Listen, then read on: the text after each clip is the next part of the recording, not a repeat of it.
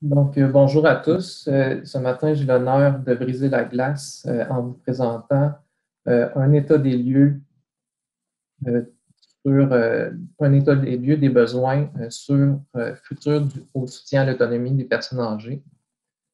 Ce matin, je vais vous présenter des projections que nous avons obtenues par rapport au nombre d'usagers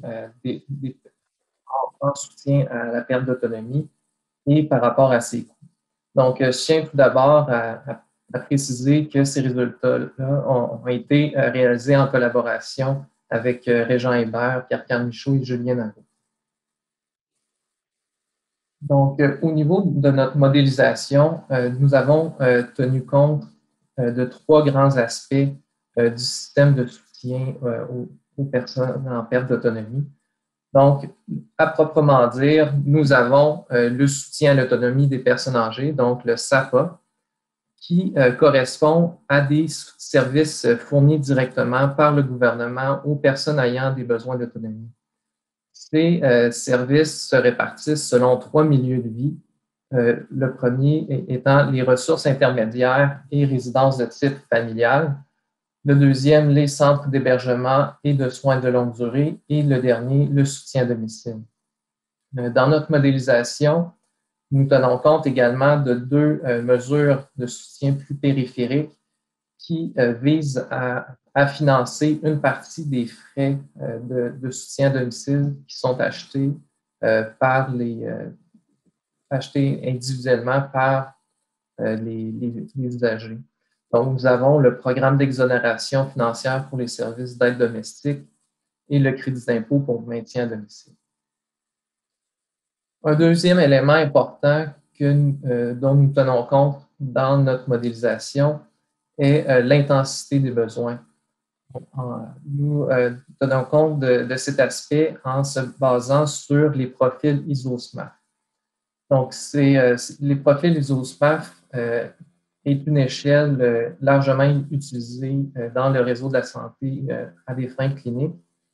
Donc, ici, nous allons l'utiliser à des fins de manière pour évaluer les coûts, principalement pour évaluer les coûts en soutien à domicile.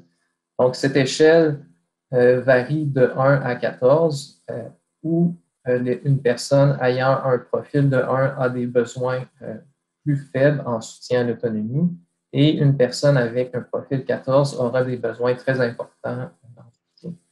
Donc, cette échelle-là nous permet d'évaluer les besoins en heures de service de soutien à l'autonomie par rapport à trois aspects, donc les soins infirmiers, les soins d'assistance et l'aide domestique. Donc, par le passé, Dubuc, Hébert et co-auteurs ont évalué un nombre d'heures de services nécessaires pour subvenir aux besoins des personnes en perte d'autonomie selon le profil ISO-SMART. Donc ici, nous avons un tableau qui présente les heures de service, mais pour effectuer notre évaluation de coût, nous avons besoin d'évaluer les heures de déplacement, comme les personnes vont devoir, comme les aidants vont devoir se déplacer auprès des personnes à domicile pour obtenir un nombre d'heures totales travaillées. Donc, les heures totales travaillées passent de 417 pour un profil 1 à près de un peu plus de 3000 pour des profils de 11 et plus. Donc ici, nos modélisations, la modélisation que nous effectuons ou les projections, nous faisons des projections qui vont de 2020 à 2050 et il est important de mentionner que ces projections sont réalisées dans un contexte de statu quo. Donc, nous supposons que à l'avenir, il n'y aura aucune modification qui seront apportées aux mesures actuelles de soutien et qu'il n'y a aucune contrainte par rapport à l'augmentation des ressources allouées à ces mesures. Donc, de manière un peu plus concrète, qu'est-ce que nous faisons? C'est que nous regardons la proportion nous maintenons constantes les proportions d'usagers SAPA en fonction du groupe d'âge. Donc, si nous regardons en 2020, nous observons 195 700 usagers du soutien à l'autonomie des personnes âgées. Donc, ce nombre va fortement croître avec les années pour atteindre 145 800 personnes en 2050.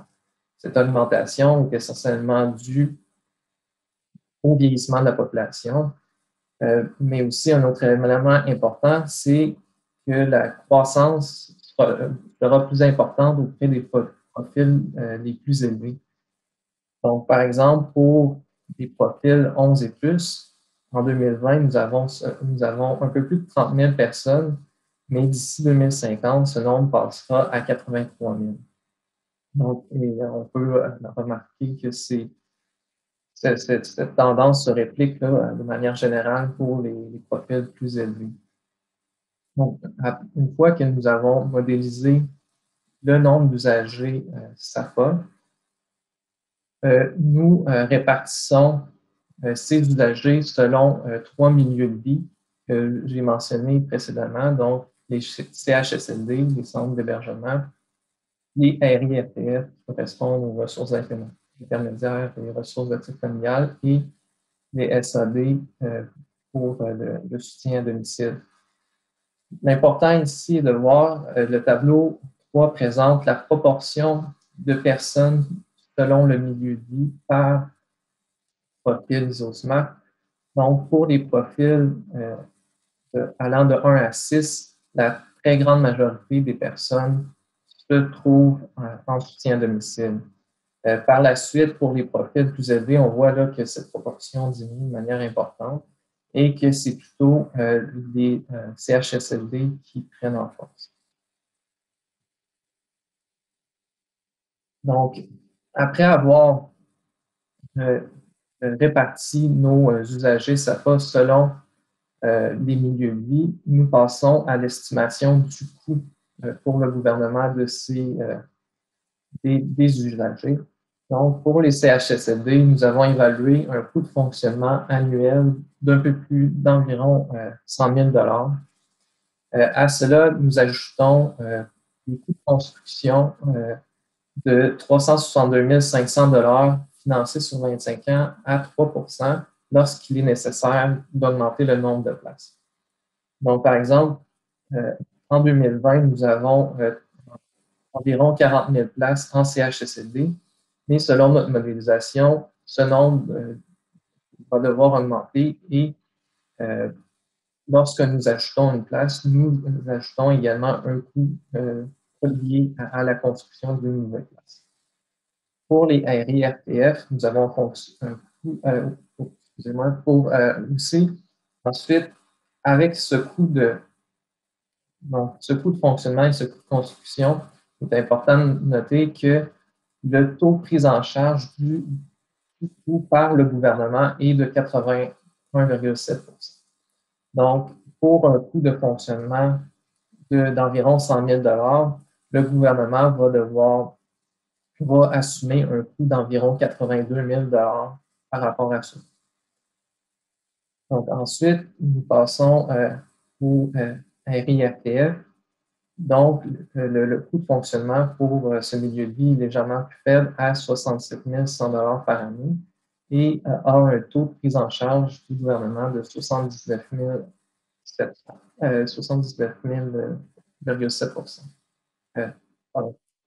79,7 %. Donc, ensuite, pour les coûts par usager du soutien à domicile, ici, nous avons une modélisation un peu plus fine. Donc, nous avons une partie des coûts du SAD varie selon le profil de l'usager et pour trois types de soins, les soins infirmiers, les soins d'assistance et l'aide domestique. Et ensuite, nous avons un coût fixe pour les autres soins, les autres types de services.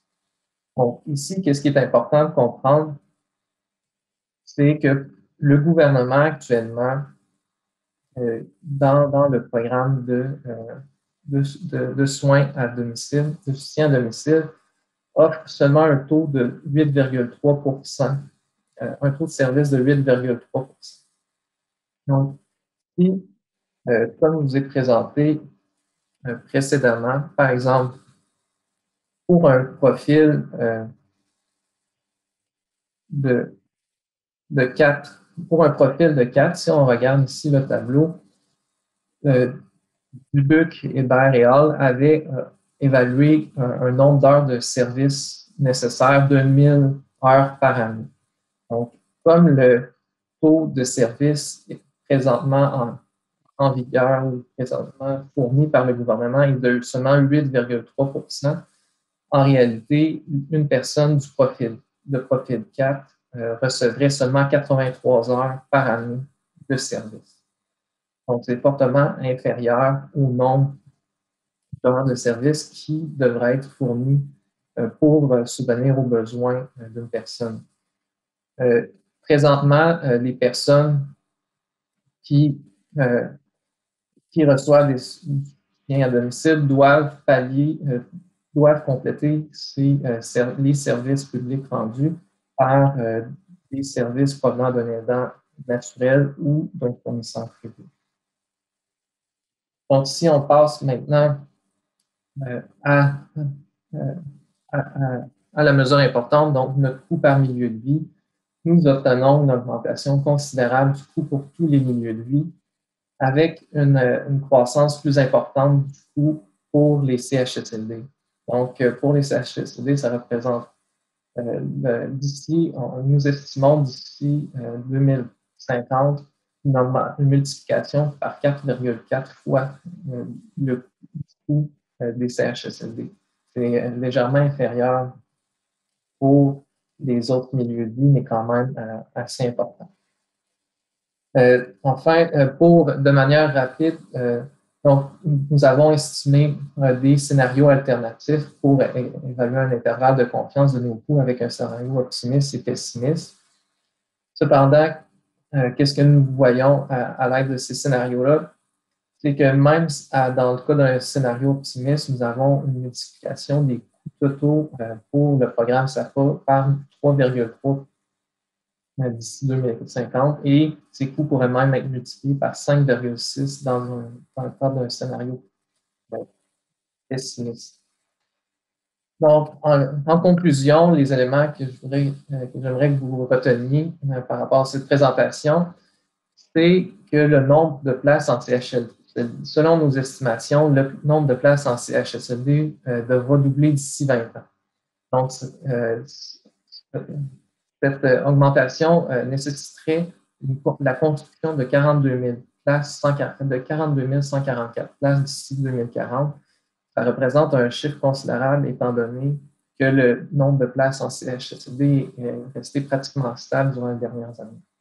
Aussi, nos résultats ont permis de voir qu'il y aurait une croissance insoutenable du coût du SAPA pour le gouvernement. Ce coût total sera multiplié par 2,3 d'ici 15 ans et par 4,1 d'ici 30 ans. Donc, la seule bonne nouvelle ici, c'est qu'il nous reste encore du temps pour effectuer un virage en douceur du SAPA, mais il faut commencer à agir maintenant. Et c'est dans le cadre c'est dans cet objectif que les travaux de la chaire ont été poursuivis. Donc, Pierre-Carl Michaud et Jean Hébert présenteront des résultats plus tard en avant-midi. Donc, merci de m'avoir écouté.